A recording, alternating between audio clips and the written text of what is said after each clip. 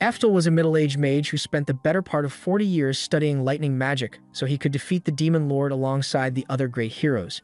And normally, this would be the point where he is shunned and betrayed for being the weakest member of the hero party.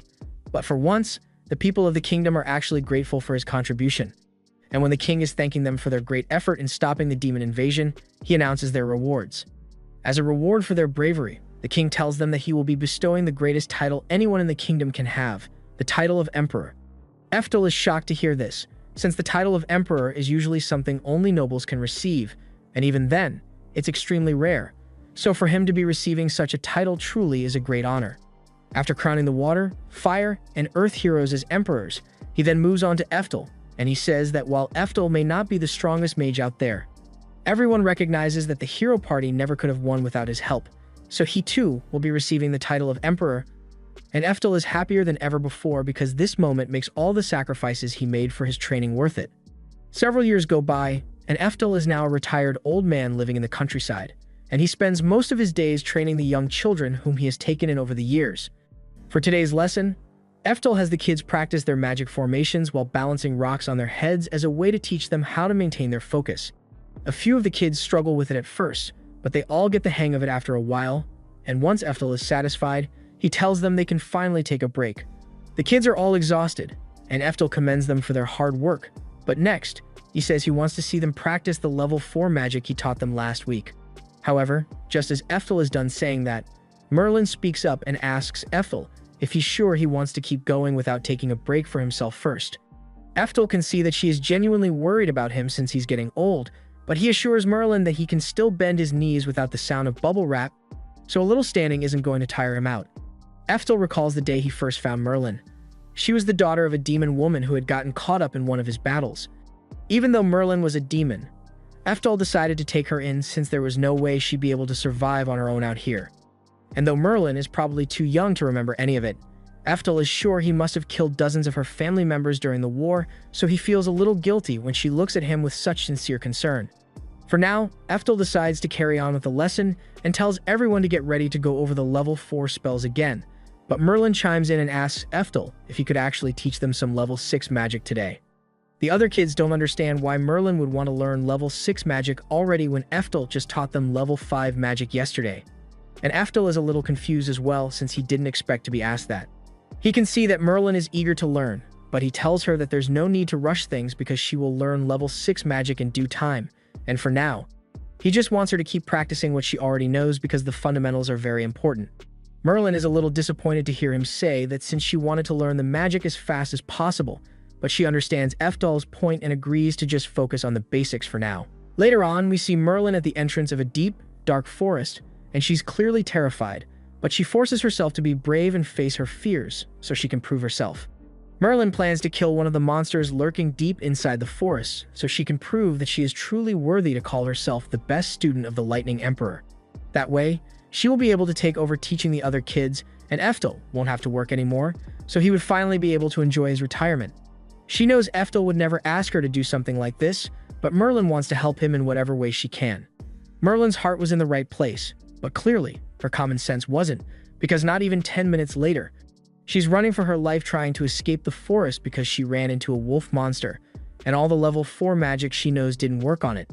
Every spell she throws at the monster either misses or fails to do any meaningful damage, and the wolf just keeps charging after her as if nothing happened. She realizes that she won't be able to outrun the wolf, so she decides to take a gamble and attempt to cast some level 6 magic even though she has barely practiced it. Merlin begins the chant for the spell, and despite the fact that the wolf is still charging at her with deadly intent, Merlin manages to stay focused the entire time and complete the spell, firing off a massive thunderbolt at the wolf. Merlin is extremely relieved that she actually managed to complete the spell, and she is convinced that she successfully beat the wolf, but to her horror, the wolf runs right through the blast without suffering a single scratch and knocks her to the ground.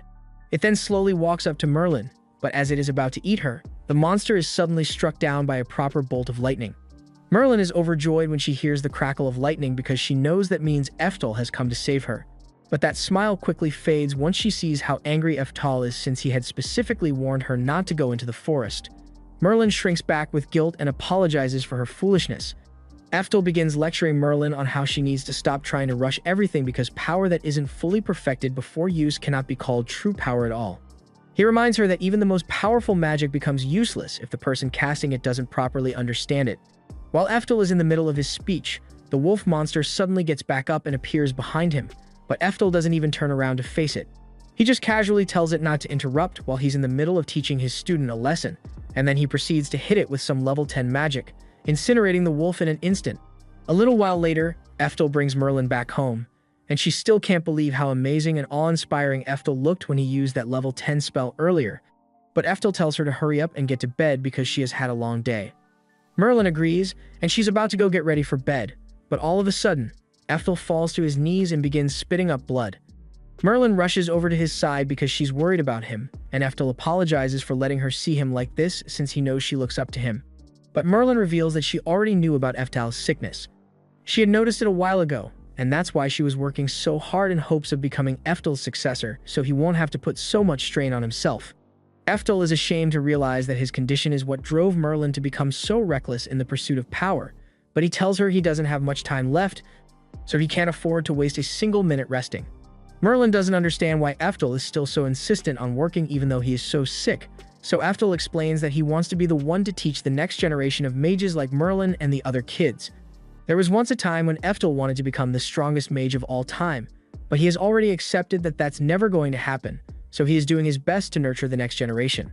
Merlin doesn't understand what Eftel means by that since he is clearly super strong, and Eftel is aware that he is indeed more powerful than most mages, but he stands no chance of ever reaching the top since the other emperors are all younger, stronger, and more talented than he is. The next morning, bright and early, one of Eftel's students comes knocking on his door to tell Eftel some really good news. Apparently, the Flame Emperor just published his research on a method to accurately discern a mage's magical aptitude. Eftel is shocked to hear this and snatches the paper to have a look for himself. And sure enough, the research paper does detail the perfect way to test a mage's aptitude.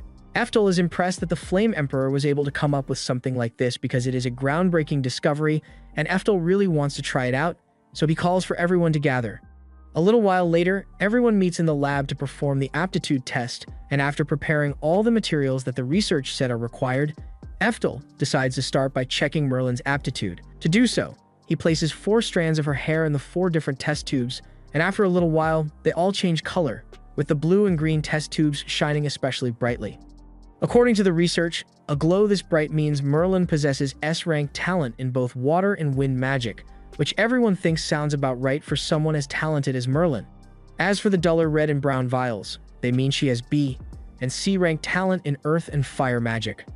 While everyone else is talking about how cool this is, Eftel realizes that this test is indeed 100% accurate because it matches up perfectly with everything he has seen from Merlin's training since she was a baby.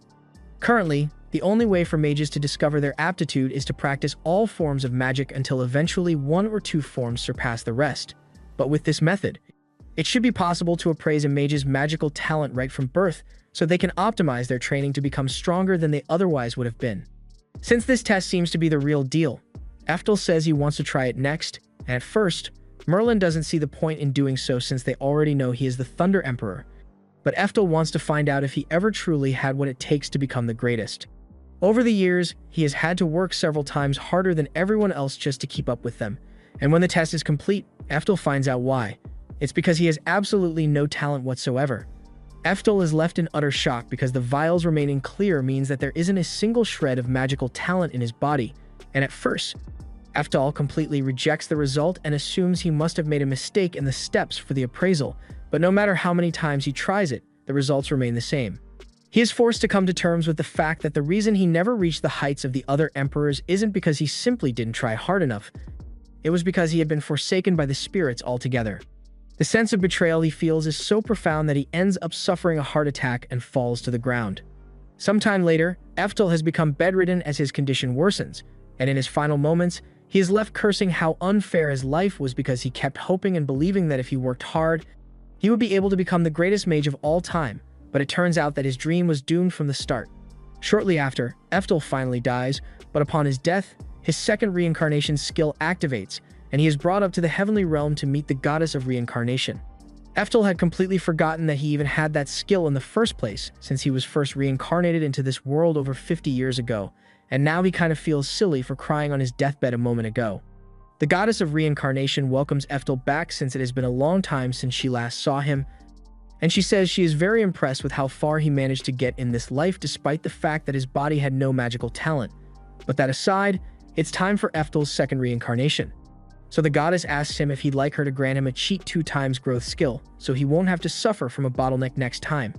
But Eftel says there's no need for that since he already has all the magical knowledge he will need to reach heights he never could in his past life. The goddess more or less expected that kind of answer from Eftel since that's the kind of guy he is, and since he is all set, she proceeds to reincarnate him into his new life. The next time Eftel opens his eyes, he finds himself in the body of a young boy who lives with his mother in the countryside. His life here is pretty normal, but now that he has recalled the memories from his past life, he immediately sneaks off to the shed, the first chance he gets to try out the aptitude appraisal method the Fire Emperor developed. He was hoping that in this life, he may finally get some good magical aptitudes so he can surpass his former self, but to his utter disappointment, he finds out that he also has 0 talent in this life as well, and he is really starting to regret turning down that cheat skill the goddess offered him now. With him being completely talentless yet again, he imagines he is going to end up bottlenecking after learning 10th level magic like he did in his last life. But just as he is in the middle of despairing over his mediocre fate, he suddenly notices a dragon flying overhead, and it looks like it's heading straight for the city.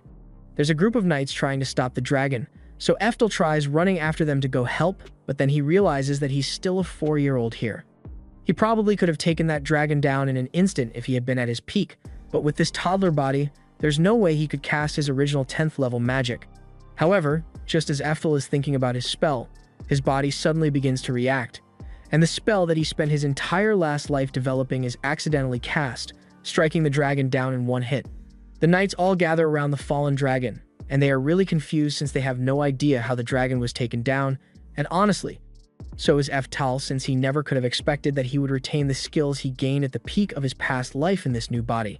3 years have passed since Eftel reincarnated into this body, and through studying, he has figured out that he is indeed still in the same world as before, but it is 400 years in the future from Eftel's past life. As for his current family, aside from his mother, he also technically has a father, but he has never seen him before. His father's name is apparently Duke Orkat, and he happens to be one of Eftel's descendants, so he was hoping he would get to meet him, but he hasn't had any such luck. His mother is one of Orkat's many mistresses, but she has no magical talent, and the other mistresses don't like her, since they think someone with no magical aptitude has no place in a mage family, so they sent her to live out in the middle of nowhere, and that essentially means that Eftel isn't recognized as a member of the family either. Fraser notices Eftel looking sad, so he apologizes for how he is being treated, and he says he would like to convince Orkat to change his mind, but so far, it hasn't been easy. Fraser treats Eftel as though he were his own little brother, but in reality, Fraser is only Eftel's half-brother since Fraser is actually the second son of Orkat's legitimate wife. He took pity on Eftel and his mother's situation and has been helping them out here and there for a while now, so Eftel has taken a liking to him and thinks Fraser is a good man. Fraser already dropped off some money to help them get by for the month, but he asks them if there's anything else they need before he leaves, and Eftel's mom thanks him for the consideration, but she says he has already done more than enough for them. This isn't exactly the ideal family situation for Eftel, but to be honest, he doesn't really care as long as he can keep studying magic. Fraser decides to stay for some tea with Eftel and his mom, and while he's there, he asks Eftel what he hopes to accomplish in the future, since he noticed that Eftel has been studying a lot lately. Eftel perks up when Fraser asks that question, so he's about to tell him that he wants to dedicate his life to studying magic, but his mom covers his mouth and tells Fraser that since Eftel has no magical aptitude like her, she was hoping Fraser would help him enroll in military school.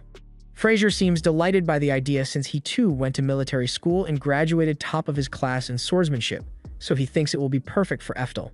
In fact, since he has some free time right now, he asks Eftel if he would like to go around back and practice some swordsmanship in the meantime, and before Eftel gets the chance to respond, his mom says she'd love that.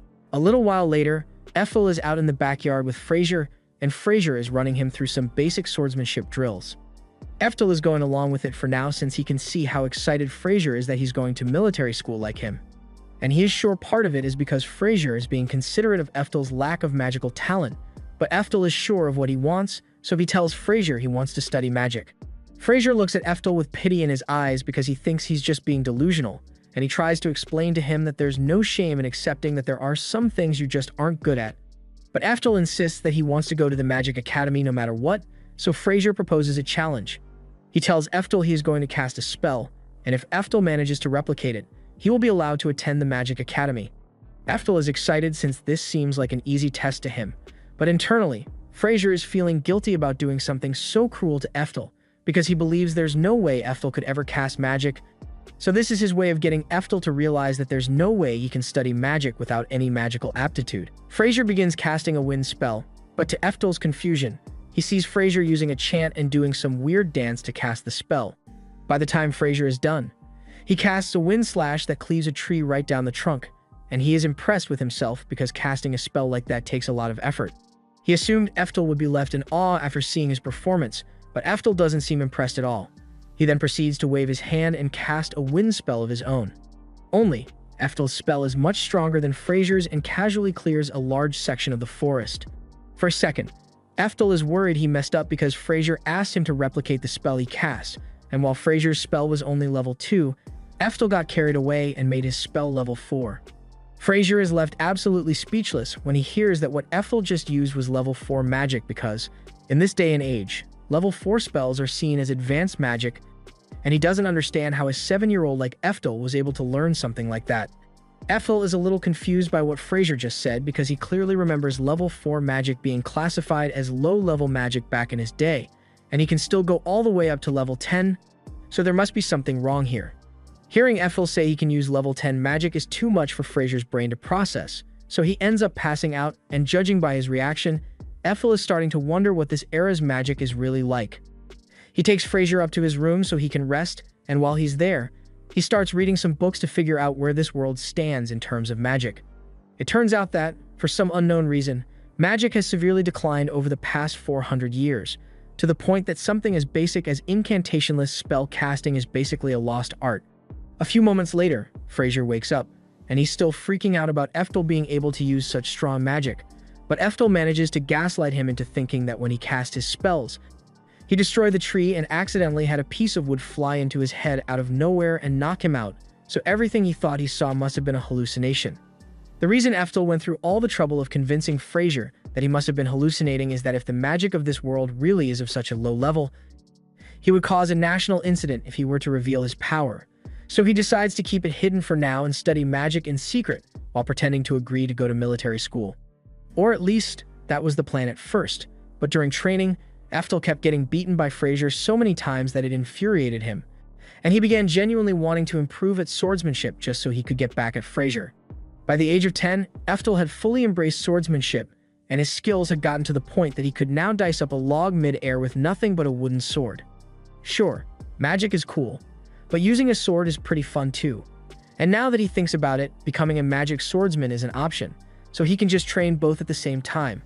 A little while later, Fraser shows up looking for Eftel because it's time for their usual training session, and Eftel says he will be right there. But it turns out that Fraser happened to have something special planned for today's training session. He says he brought a guest instructor along today, and as he says this, Eftel notices that it got really dark around him all of a sudden.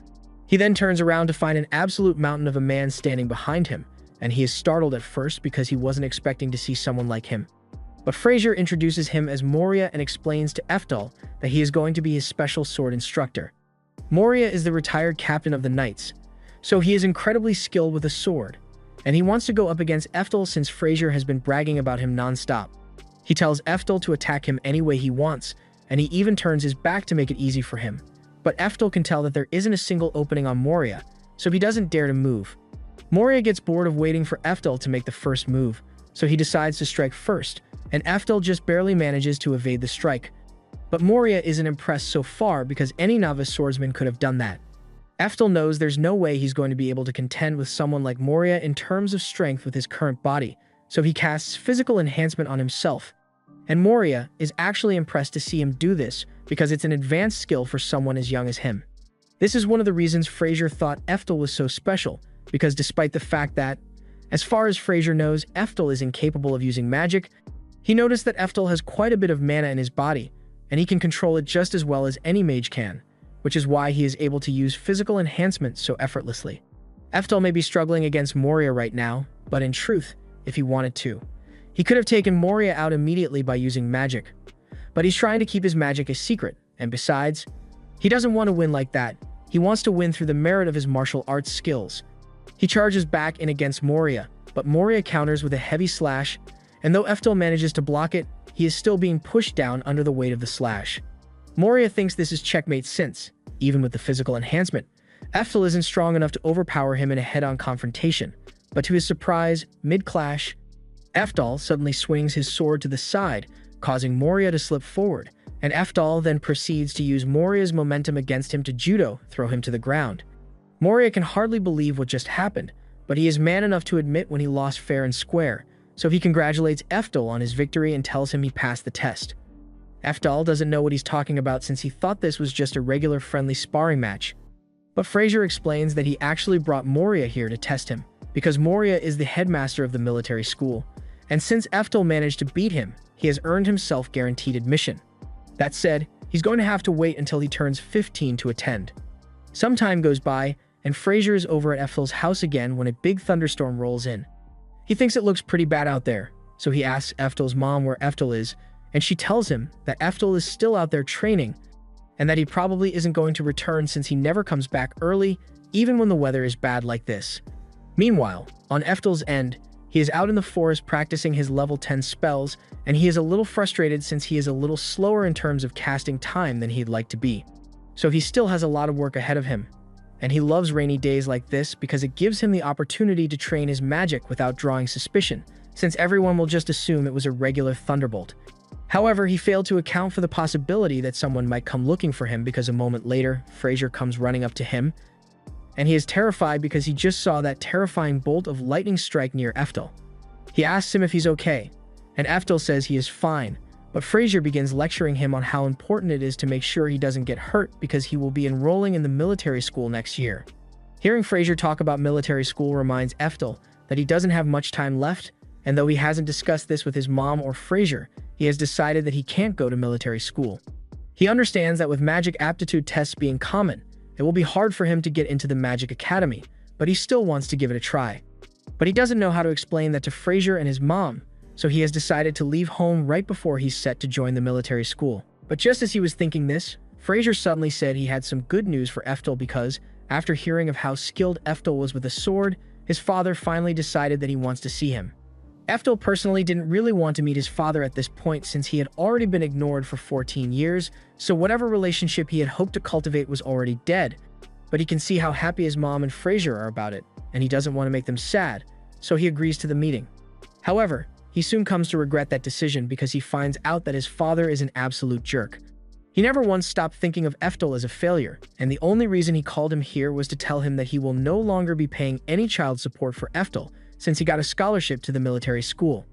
And while he's here, he also asks one of his other sons to have a sparring match with Eftel, intending to have him injured just because he doesn't like him. They all head outside as the duel is set to commence, but before they get started, Fraser warns Eftel that even though this is meant to be a mock battle, he still needs to be careful because Joachim over there is actually very skilled, and he's unbearably ruthless as well, so Fraser tells Eftel that if he feels like he can't win, he should immediately surrender to avoid getting hurt. Eftel thanks Fraser for the warning and steps into the ring with Joachim, and Joachim is actually quite surprised that Eftel didn't run away, but Eftel says he has no intention of doing that. Joachim then throws a sword towards Eftel for him to use in the duel, but as Eftel catches it, he realizes that it's a lot heavier than the practiced swords he's used to. Joachim laughs and says these swords are made from a special hardwood, and they are heavy enough that a solid strike from one of these could easily break a bone or cave your skull in. He obviously said that intending to intimidate Eftel, but he isn't fazed at all, and that pisses Joachim off, so he starts insulting Eftel and his mother in very colorful language, and Eftel can handle insults directed towards him, but he refuses to tolerate such disrespect aimed at his mother, and he is truly ashamed that such scumbags as Joachim and his father came from his bloodline.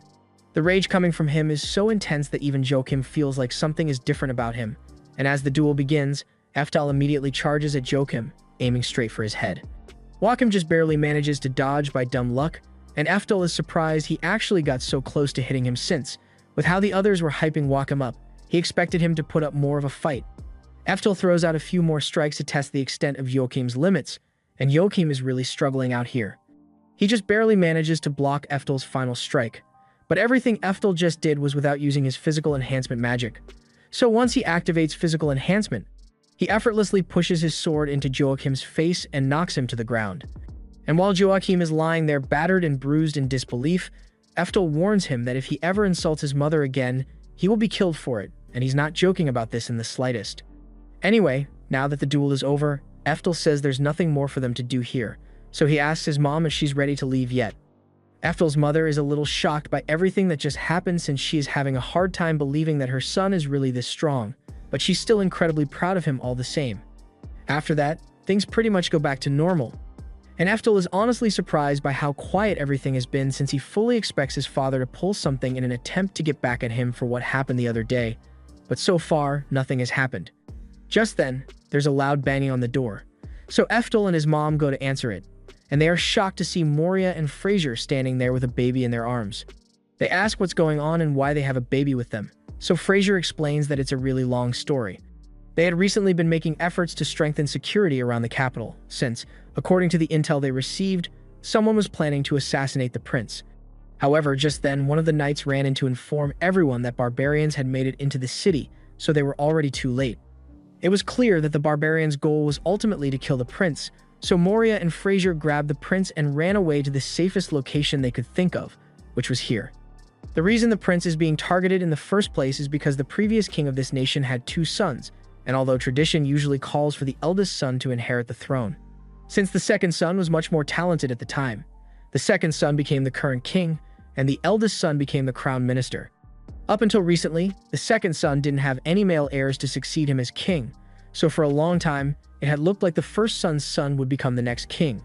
But as luck would have it, the second son eventually managed to have a son. And now the first son wants to take out the second son's son so his own son can take over as king. That's a lot of sons. Basically, the minister wants the current king's son dead, so he is planning to kill him. And Fraser has reason to believe that their father has something to do with it because he stands to benefit the most if the minister's son were to become king. There's no way they can take the prince back to the capital under these conditions, so Fraser plans to cross the border and go as far away as possible to make sure the prince stays safe. The following morning, both Moria and Fraser prepare to head for the border with the prince, but before they leave, Eftel suddenly comes out in full gear and says he wants to go along as well. Eftel's mother is shocked to hear him say this, but Moria is actually glad Eftel wants to come because they'll need all the help they can get. Eftel normally wouldn't feel the need to get personally involved in a situation like this, but he recalls how well the king of this nation treated him back in his past life. So he wants to repay that kindness by looking after his descendants for him, especially since his father is apparently contributing to the assassination plot. So he says goodbye to his mother for now, and they all start heading towards the border together. As Eftel and the others are making their way through the woods, they suddenly hear a loud crashing sound nearby, almost like thunder, and they aren't sure what it is, but they know it can't be good. So they pick up the pace in an attempt to escape before the enemy catches up to them. However, to their horror, just as they are about to make it out of the forest, Fraser spots an entire army of mages posted out there waiting for them. And the army in question is none other than Eftel's father's personal mage division. Orcott had expected Fraser and the others to try and escape the kingdom with the prince in this direction, so he set up a blockade to stop them. Fraser and Moria think they should just turn around and find another way to get past the border, but unfortunately for them, the crashing sound they heard earlier was a spell from Orcott's mage division, and they used that spell to set a large portion of the forest on fire, so there's nowhere for them to run. They also can't just stay here since, as time goes on, the fire will spread more and more until it forces them out of the forest and into Orcott's hands, so they need to figure out a plan of action fast. Fraser thinks it would be a good idea for him to head out there by himself and talk to Orcott since, as Orcott's son, there's no way he would attack him on sight, and he might even be willing to listen to reason. Moria and Eftel don't think that's a good idea, and they tell Fraser as much, but Fraser is convinced that his dad isn't a bad guy deep down, so he decides to go ahead with the negotiation. He walks out of the forest with his arms up to show that he isn't armed, and he asks to speak with Orcott. He tells him that it's not too late for him to stop all this and abandon the assassination plot so they can all go back to the capital together, and when Orcott hears Fraser say this, he decides to go down to meet him face to face. Fraser is happy because he assumes this must mean that Orcott understands what he's saying and is willing to give up on the assassination, but in reality, Orcott just wanted to get close to Fraser so he could use a lightning magic device to shock him unconscious. And while Fraser is out cold on the ground, Orcott then orders his mages to combine their magic in the special magic machine to cast a level 6 lightning spell right on top of Fraser's body, which seems like overkill when you consider the fact that level 6 magic is the strongest magic they have. Unfortunately, Eftel was too far away to save Fraser, and he can't believe Orcott would so casually kill his son in cold blood all so he could kill a baby for a stupid power struggle. He had intended to just pretend Orcott didn't exist and live his life while avoiding him before this, but now, Eftel has decided that Orcott and everyone associated with him are nothing but scummy roaches and must be exterminated before they cause any more harm. He walks out onto the battlefield to settle this once and for all, and the first thing he does is cast a level 9 ice spell to put out all the flames. Orcott and his men are in utter shock when they see Eftel do this because they have never seen level 9 magic before, let alone seen someone cast it so easily by themselves.